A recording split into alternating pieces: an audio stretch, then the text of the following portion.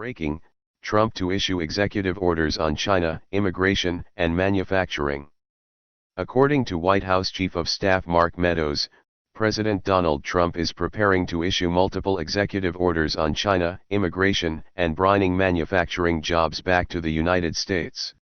On Monday morning while speaking with reporters, Meadows briefly spoke about the president's plan when it comes to the new executive orders. Most Americans don't get that, and so for us, it's dealing with a number of executive orders that may go all the way from dealing with some of the immigration issues that we have before us to some of the manufacturing and jobs issues that are before us, and ultimately dealing with China and what we need to do there in terms of resetting that balance, Meadows said to reporters. Check out what the Washington Examiner reported. The announcement suggests a clear focus for Trump after significant voices advised him to make more use of executive orders to bolster a stumbling re-election campaign and demonstrate that he is a president who can deliver for his supporters. Former White House chief strategist Steve Bannon, for example, has used public and private channels to get his message out. He's the President of the United States, he said on John Fredericks's radio show. He's not a candidate.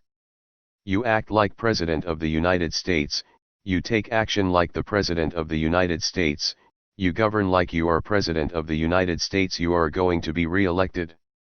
Other advisors fear the president's campaign has been too reliant on mass rallies, the sort that are difficult to arrange amid a pandemic, and say that it should be focused instead on amplifying presidential action to create jobs and rein in an aggressive China.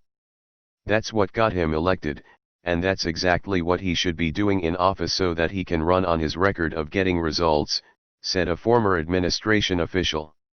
That message appears to have reached the Oval Office. The president signed 3 executive orders in one day in June. In all, 8 were issued last month, compared with 24 during the preceding 5 months. On Friday, he used Independence Day celebrations to order the federal government to build a park honoring American heroes with statues. The White House issued an executive order shortly after Trump's combative speech delivered at Mount Rushmore. President Trump has seemed to take a big shift in the past week as the 2020 election begins to heat up. On the 4th of July, President Trump gave a big salute to American heroes as he slammed left-wing demonstrators for trying to erase America's history. Thanks to the courage of those patriots on July 4, 1776, the American Republic stands today as the greatest, most exceptional, and most virtuous nation in the history of the world, the president said. Our workers, our factories have revolutionized industries and lifted millions into prosperity. Our artists, architects, and engineers have inspired the globe with transcendent works of beauty.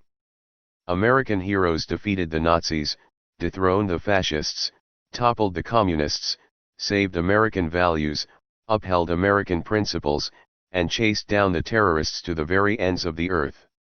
He continued, our inventors, scientists, doctors, and researchers have improved the lives of billions and billions of people all around the world. Our brave astronauts planted the American flag on the moon, and America will be the first nation to land on Mars. All Americans living today are the heirs of this magnificent legacy, President Trump added. We are the descendants of the most daring and courageous people ever to walk on the face of the earth. We inherit their towering confidence, unwavering enthusiasm, their unbridled ambition, and their unrelenting optimism. This is the untamed spirit that built this glorious nation, and this is the spirit that burns brightly within the soul of every American patriot. He also unloaded on the liberal mob. We are now in the process of defeating the radical left, the Marxists, the anarchists, the agitators, the looters, and people who, in many instances, have absolutely no clue what they are doing.